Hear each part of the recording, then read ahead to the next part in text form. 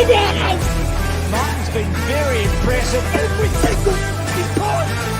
They saw the Carlton supporters and they thank you for the love. Nixon's playing Glasgow. And there's a magic moment. Ball inside 50. Control! He strikes it beautifully. He's got it. Good evening and welcome to the Blue Abroad Show, your chance to see some daily recaps from the day's events, which hasn't been as hectic as usual because here in Victoria we are celebrating Melbourne Cup, the race that stops the world. Joined in my absence because of the lovely Mrs. Degani. It's her birthday today, so very happy birthday to Terry's mum. He is unavailable because he's been a good son, and that is the most important woman in a man's life, their mother. And joined to me by a very good mother's boy, Joey. How are you doing, my friend? G'day, Pom. How are you, mate? Oh, very well, mate. I'm very well. Are we rich from the Melbourne Cup? Can you retire? Sadly, not the best of days for me, but no, it was good. It was a good race. I thought it was very, very well fought out in the end, and for anyone that watched it, I think they'd also agree that it was quite exhilarating, this one. So, but it was good. It's been a good day off. Back to work tomorrow, and yeah. Well, I mean,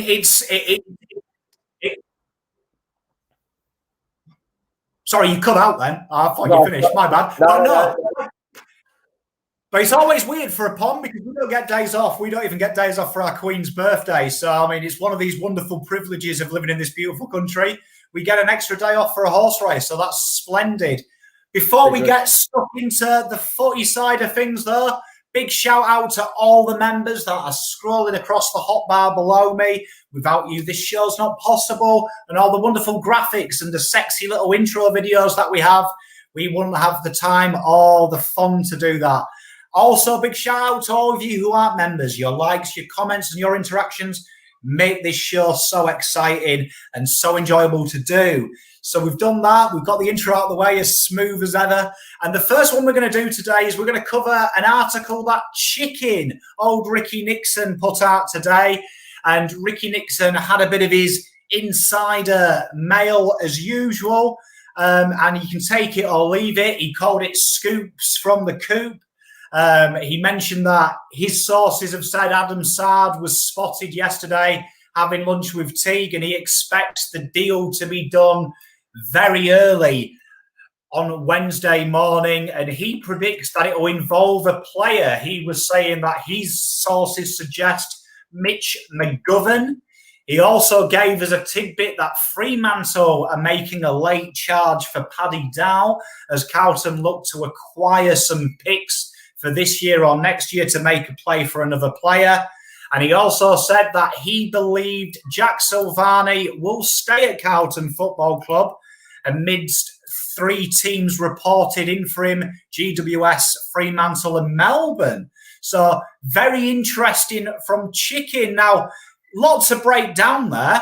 Where did you think there? Where do you think that sits? Let's go first off with the Sard. He predicts Sard first cab off the rank Wednesday. What were your thoughts on that?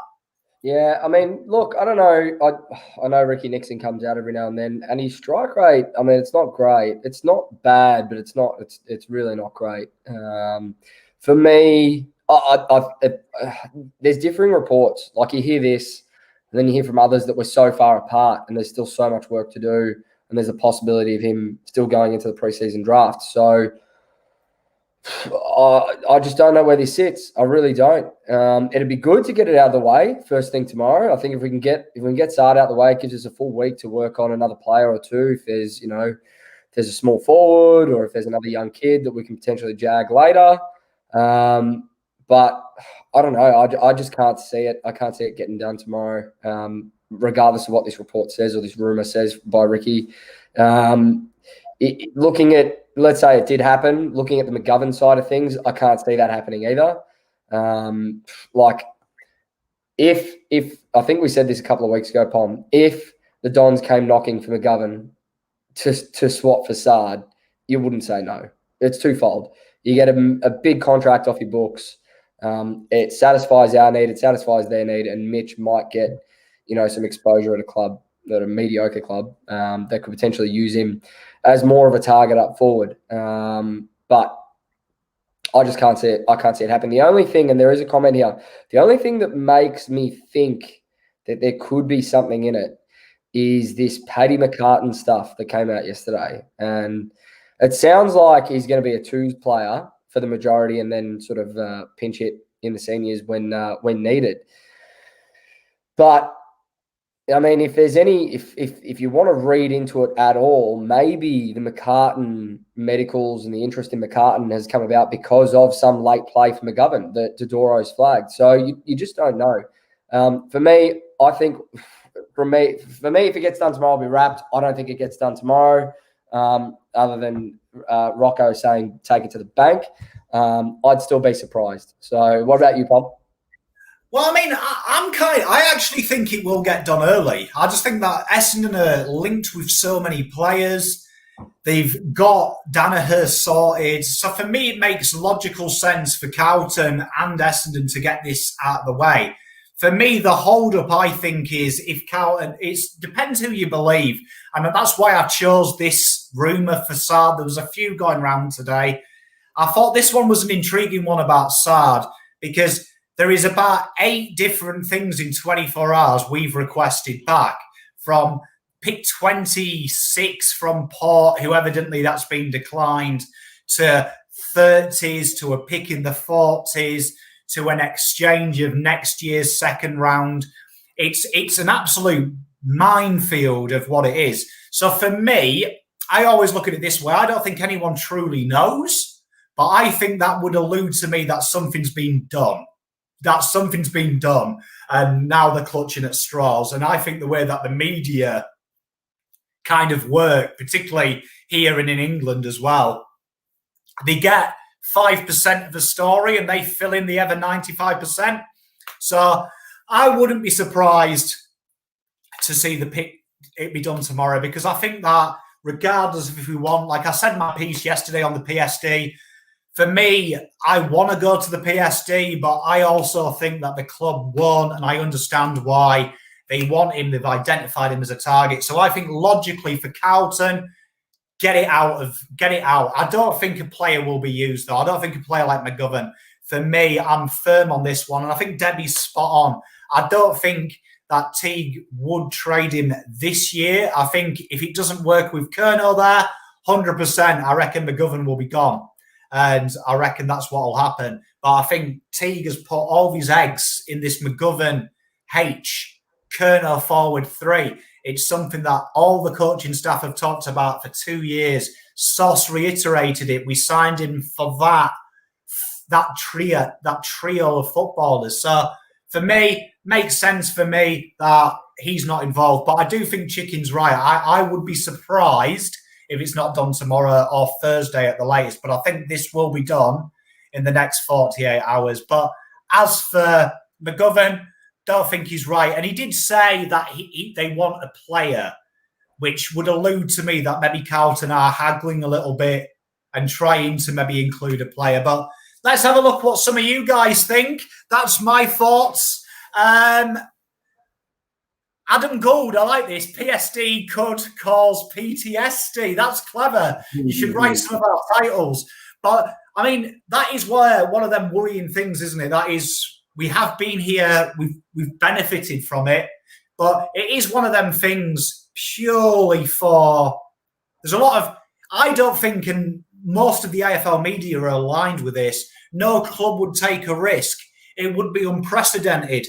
But we have got to remember GWS this year broke the unwritten rule of matching an offer for a restricted free agent when they weren't expected to do. So for me, it is a year that you do maybe break the trend. And is that something that Carlton maybe risk? Or maybe Carlton know someone's indicated they will bid? Yeah, for sure. For sure. I saw a comment. If we just take a step back, Anthony Griffiths has said, for Adam Sard's sake, I hope it's done early. PSD is very stressful for the player, and I agree.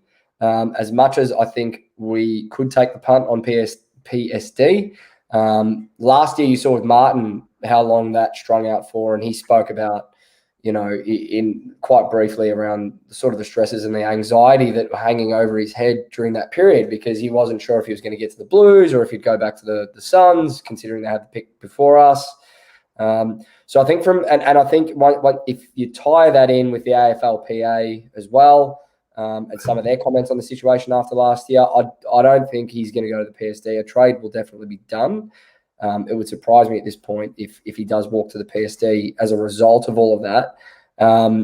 But yeah, look, like a lot of these comments are saying, if McGovern, not that it looks like McGovern would go, I think you're spot on there, Pom. I think Teague's got too much in that basket of trio of forwards, and McGovern coming from Adelaide, Teague obviously has some sort of confidence in him, being the forward coach there and knowing what he's about. So I think for us, as a bit of a side note, McGovern next year will show what he's worth with Curnow back. I think he's played 1 or 2 games with those 3 at the front, and McGovern's shown why he can be quite important to that structure up forward. So hopefully, fingers crossed, if McGovern isn't involved in this, which I doubt that he will be, that we get to see that next year. But for me, it's probably going to come to pick 8 with a second rounder coming back with Sard at this point, I'd say, Pom.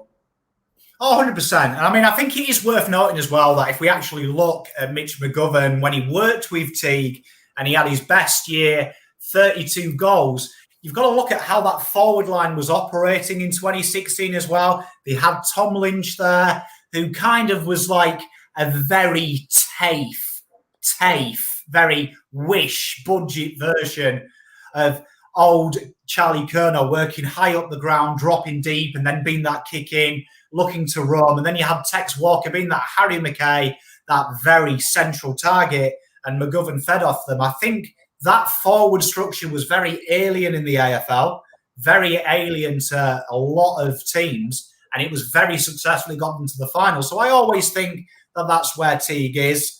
The other parts of Chicken's thing was quite good news for Carlton.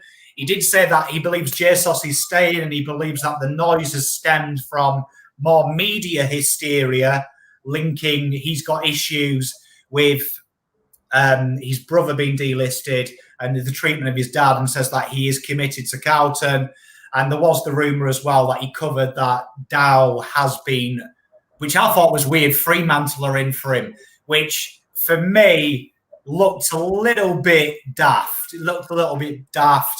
Old Ricky Nixon. As you say, he's probably got about a 50% strike rate, but I thought this was always a good one for me. It was a good one to read his own Facebook today. But obviously, hopefully Ricky Nixon is doing well. We know he's had a few issues recently, and it was good of him to put himself back out there. We haven't had that. But they were the ones for me, and I think a lot of you will agree with me. I don't think the Dow one had much substance, but it was good to hear him talk about JSOS in a positive light, that it was more media furor than fact. For sure. Absolutely. And I think if JSOS stays, it probably says a lot about how much confidence he's got back within himself, with where the club's at, and how much confidence the club has back in him to perform as a Carlton player next year. And you know what? As a fan, as a supporter, there's nothing more that I think we all want to see than Jack back out in the park in navy blue next season, and to put all this stuff behind him, because at his best, we know what he's capable of. Oh, 100%. And PW here, this is actually a fantastic question. Given the height and size, Jack Silvani and McGovern are like for like. Why can't Jack play the McGovern role at third tall? I really like this one, and this is something that we did allude to about 3 months ago. Me and Terry, in one of the reviews of the game, I think it was, if you held a gun to my head, I think it would have been the Brisbane game, I think. It would have been one of the last 3 games, but we did talk about that Jack Silvani. I think that is his strongest position, working as the third tall and then having the operation to pinch hit. So there is depth there, and that would also account for why we've got old mate McCartin being linked with. Yeah, no, for sure, absolutely. I think that all makes sense, Pom. Absolutely, mate. Okay, well, the next one we've got, we'll draw a line under old Ricky Nixon, and the next one we've got is John Ralph. Now, he said his sources, I love this, when a journal says his sources, it's my favourite thing in the world. He said, we have a bullet in the gun for a big name. So this was this was him on the radio who said that his sources are telling him Carlton are actively working for another midfielder, and said that there was a potential to do a deal with Collingwood, not for Adam Treloar, but for a pick swap that actually helped Carlton out a lot more, that would complete the Saad deal and leave them with a first this year and next year to acquire an inside midfielder. Now, he did, 4 hours later, say that Carlton aren't in for Treloar because of the value on his contract, which I felt was a double negative, because if he's saying we can't afford what he's reporting as 750k, I'm not too sure what he's on about, but he did allude to it being this big gun come out, and he said it was fresh evidence had been presented this week that we are heavily active, and that's why we're quiet.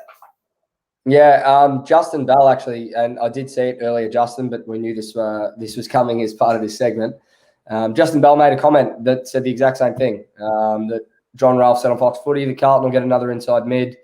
Asked if he knew a name, nodded yes, like he knows that something is happening behind the scenes. So, yeah, this Collingwood rumour, I mean, they've got pick 14, I think it is this year, off the top of my head, Pom. Is that right? You probably know better than me. I think it's 14. Yeah, 14, yeah, they haven't got a great draft stock, but they have got a few, then it would make a sense trade. We could probably fleece them. He was suggesting that we were actually fleecing them. It did. I can't remember the exact numbers, but it did sound like we were getting 3 picks and the value was in our favour as opposed to them. I would say if pick 14's there, then a second rounder would have to be coming back with Saad. And I would say that those 2 second rounders get traded for 14, or it could be a future first, which is what's also been alluded to, that we're going after. And what that then will allow us is 2 firsts next year. Now, if it's 2 firsts next year, do you move them on now for an inside mid and have something come back in a future second or whatnot to make sure that you meet the requirement for future trading? I don't know. But, I mean, how long have we been talking about this big name, right, this third player? And I think earlier in later last week, it got to a point where we almost said, like, it's not going to happen. It can't happen. Like, we don't have the contract, we don't have the money in the TPP. Oliver looks like he's locked up. We have no interest in Treloar. It's all going to be about small forwards. It's all going to be about just adding role players now after we get the Saad deal done. But for this to come out now, like on the eve of trade period, again, from a different source now. So you've had Gary Lyon, you've had Tim Watson, you've had John Ralph now, and you've had others that have spoken about the whole way, all the way up until this point. For this to now come out now and have Collingwood involved, like for pick swaps to ensure that we can potentially do it, who could it be? Now, for me, I don't think it's going to be Treloar anymore. I was big on it. I thought it was. I think we are a bit spooked by his injury history for what you'd be paying him. That's just my personal opinion. It's the only thing that would spook us about Treloar, because the Pies will pay 200 to 250k of his contract. So from a money standpoint, from a monetary standpoint, it's not too bad. The one that springs to mind, because it's not, I'm going to steer away from Oliver because we've spoken about that way too much. The one that springs to mind is actually Lachie Hunter for me, Pom. Now, we've spoken about this a few times. The news has gone quiet on Lachie Hunter recently. For me, the Dogs have been linked with Treloar, right? So we know Treloar is definitely going to be on the move. I can't see him at the Pies next year. If the Dogs are linked with Treloar, we've got the Austin connection to the Dogs. For me, if we're going to have a pick swap involved with the Pies and the Dogs are involved with Treloar, it's 2 names for me. It's Hunter or Dunkley. Dunkley is probably on his way to Essendon. Hunter's the other one that came up early on that we haven't spoken about for a while and have been quite quiet on. We've always said between us that we believe that there might be a late play by Austin with his mates at the Dogs to bring Hunter across. That's the one that stands out to me in this situation if there is a big name. And for me, it'd be absolutely spot on if that was the case. Absolutely spot on. I don't know what you think about that. Luke Parker could be another one. I haven't heard anything about being involved with Sydney. It sounds like Parker could potentially. There were rumours and murmurs around Parker's name a couple of weeks back. But for me, my mind in this situation with the clubs involved, with the picks involved, springs straight to Hunter. Absolute beeline towards him. Well, to clarify why the Pies would trade it, and big shout out to my mate Mickey, who has just sent me the Ralph rumour. It was Carlton's 8 and 29 for 16, 38, 41, and next year's second. Now, the reason is that the way the AFL works, if they have to match a bid on Dacos, you can cheat the system a little bit and give Carlton's 28 and maybe be pushed back a little bit in your first or give up a second rounder. It's a little scam, and it's one of the reasons the AFL have eradicated NGA from next year, because as we know, Freo took the piss last year and went crazy with their NGA picks. So it would work out that way. Now, for me, I hate to be the dude that is realistic. And because we've got Joey on the show, he can be the goofball and I'll be the miserable Nancy. But I genuinely don't think there is another big name third player. I genuinely don't. I look at 2021. I look at the draft class. The draft class is absolutely tremendous already on paper. It's going to be far superior to this year. Even if this year had the juniors, it's going to be somewhere between, I would say, 2019 and 2015's draft class, somewhere in there. So it's going to be a better than average one. It's going to have no NGAs, so you're going to have the luxury of being able to bid on players, and there is a few NGAs there that now are open for them. So there's a bit of value there, particularly for clubs like West Coast, who Freo have got a bigger NGA academy than them. They know them very well. They share the same training facilities at times, the juniors. They coexist together. So for me, I think this year what would be a sensible play is acquiring these futures. Acquiring these futures so we can make a play, because there is some wonderful players out. You've also got to remember Papley comes into his last year next year, and genuinely that's when players are traded in their penultimate year. You've also got players like Merritt. You've got players of that ilk that are out and they're in a sad situation. So for Carlton as well, there's Kelly there. There's a lot of players that Carlton could be thinking about long term. Why would we bring someone in on a big salary when we can re-sign our guys on a front-loaded deal with this extra 5% this year? Because that leaves at the end of the year, so at the end of next season. So we could sign Cripper front-ending $1.5 million and lock him away for 3 or 4 years. And there is huge rumours that that will be done as soon as they get the figure for the salary cap, which would say to me, and Austin alluded to that, he's going to use that extra salary cap to tie down our superstars, which I think is a smart play. It's a smart play. Yep. So I don't buy into a third. I think if you're going to hold a gun to my head, this third name will be someone like a Jack Higgins, a Jaden Stevenson. It will be a role player, someone that comes in and does a job. It won't be exuberant. It will be role players. And I think that's a smart move, move. Yep, absolutely. No, I agree with all that, Pom. Absolutely. And I think everyone here is kind of agreeing. He's kind of agreeing with where you're going here. So, I mean, I like this one here by old James Orico. Boys, how we getting? Matty Rao. Now, if you remember a couple of weeks ago, that was young Joe's lock. He said Rao would be a Carlton player by the end of 2021. He didn't really. That is a piss take. No, not at all. Not at all. I'd say he's on our radar, but I think it's about a 0.1% chance. But yeah, look, we'll see. We'll see about this third player. I've still got my reservations on it. If there is one, the only one that springs to mind in this situation would be a Hunter. Yes, Sam Menegola. Sam Menegola and Jed Anderson are two names I've just seen from the wonderful audience. Spot on. These players are there, but like for me, and I'm only offering my opinion here, I just think you're talking 600, 700K for these type of players.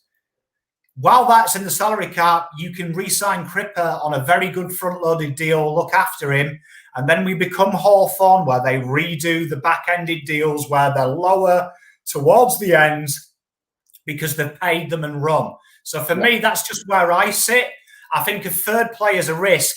And it kind of leads me in to our third and final segment, which we can still, it carries on the discussion because Stephen Silvani said no to Sauce. So Stephen Silvani kind of went full POM on the last 2 days.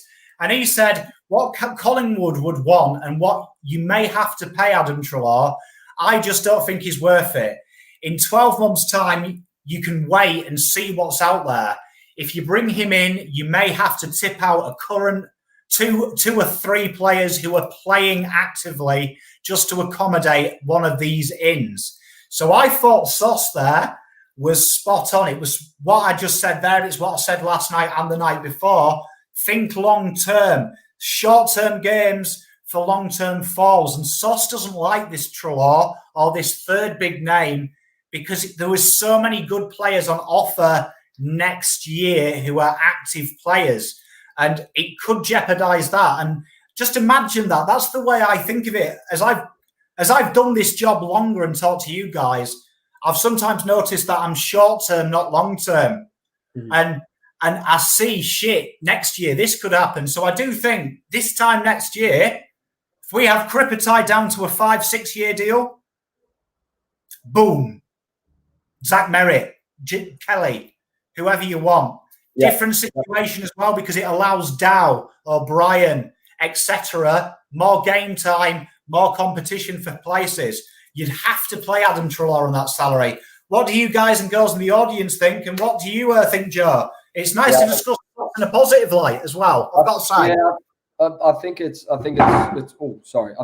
It's spot on from that perspective. So, you know, you kind of do get lost in the let's just get that name now. Like, let's play finals next year. Let's do this, let's do that. It's quite short term. And then, 2-3 years down the track, you've got this back-ended Treloar deal that you've got to deal with, and you can't re-sign Mackay or Curnow or whoever it may be. Adam Treloar would be an amazing get for any side. I think he's got so much to bring. Yes, his disposal efficiency at times is questionable, but he knows how to find the footy. He's a premium midfielder in the competition. He'd be a great get. Short term, he's 28, right? His hammies are cooked, absolutely cooked. And it's not going to get any better on the wrong side of 28, 29, right? And you're looking at a 4-year deal there, minimum, with a heavily back-ended contract. So while short term, next year, he might play 20 out of 22 games and he might be able to get us into a final spot. What happens the year after if he falls off a cliff? What happens the year after if his hammies go again? So I think from that perspective, absolutely makes sense. For me, that's my big concern with Adam Treloar is the on-selling ability. Yeah, absolutely. They're doing a cut price deal. By John Rouse estimations, they're willing to pay up to 300K and they're willing to take one pick. So a first-round pick, which is unders really for his value as a player, one first-rounder. Now, to me, why are teams not jumping over the hill for that? There's a reason. And that says to me, we can't solve this problem next year. If McGovern doesn't work out and say Treloar doesn't, we've got 1.5 million on our books that we're trying to give away. Yeah. And for sure. And that's where you run into trouble, right? That's where it's like, well, now we have to move one of them on. Now we have to potentially front end massively a contract that we don't want to front end because we've got more mid to long term plans with our own players for contract extensions or re-signings. You run into too many issues. And I think you're right, Pom. Next year you've got Zach Merritt out of contract. I've said to you offline, I'd be getting into his ear right now.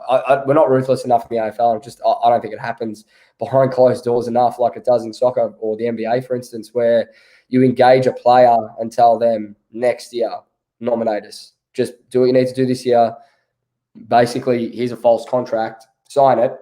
You'll be at us in 2022. And I think, it's not going to happen that way. It's not how it happens in footy. But I think if you start engaging with Merritt's management, especially if you can get the Saad deal done really well, right? So if the Saad deal goes through smoothly, the word gets back through the Essendon ranks and to Merritt's manager, and then back to Merritt that it was done so well and the club looked after him so well. And Merritt's like, well, I didn't want to be here this year, which we already know. He sort of said to the club, and he's a free agent next year.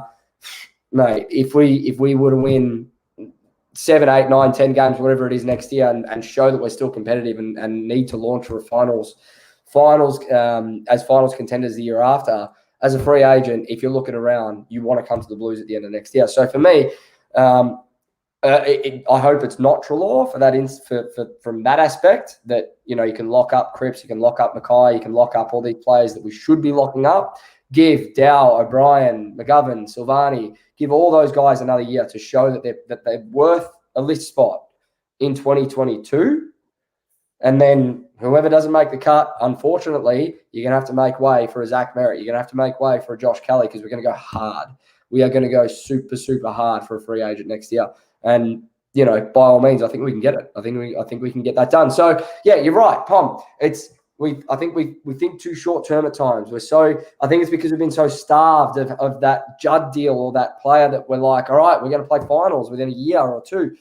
We need to take a step back at times and go, you know what, we've got our Judd, we've got Cripps. That shoulder needs to get right over the preseason, and he'll be back to his best with a bit more support around him. With a bit more support around him with Williams and Setterfield's development. Keep Kennedy on the list for another year. He's another one, right? So give Kennedy another year to prove that we don't need to trade you. You can be part of our midfield once Ed moves on. You're our next Ed Curnow. But show us that you can be that more consistently. So, absolutely. Start thinking more midterm.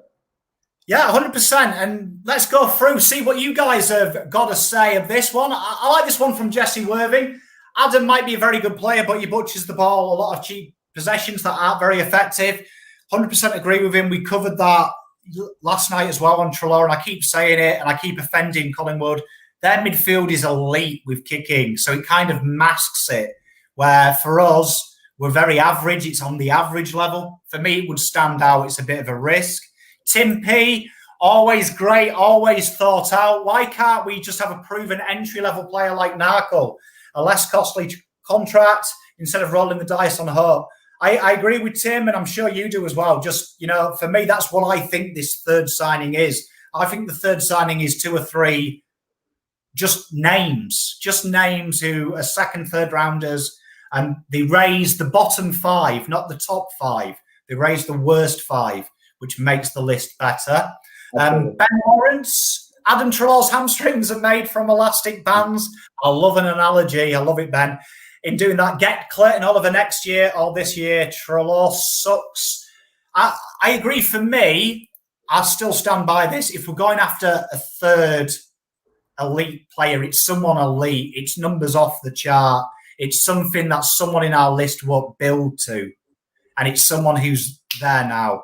And for me, I think players can build to be Treloar, but you can't. But no one could be next year Clayton Oliver. I think Clayton Oliver is already, he's up there with Cripper. He's just behind Cripper in his ability. So for me, that's what I think. Yep, absolutely, for sure. And, in the comments, just before we wrap up, but the comments are pretty much pointing towards the same thing. Why not go for a Charlie Constable? Why not go for a Jed Anderson? Why not go for a Narkle that can boost that bottom end? And next year, let's go hard for that free agent that can complement a Zach Williams signing, for instance. Yeah, well, unfortunately, my ladies and gentlemen, we have run out of time. It's only a 30-minute show, and I'll already get told off for Terry by going 3 minutes 52 over. But as always, you lose track of time. It was just a brief rundown. We'll be back tomorrow, 7 p.m. sharp. Hopefully, you may see Terry back, unless he's got some kind of surprise engagement. But again, on behalf of all the Blue Abroad family, very happy birthday, Mrs. Degani. We'll leave you with the outro. As always, it's a pleasure. I've been the Pom. That's Joe. Signing off. Go Blues.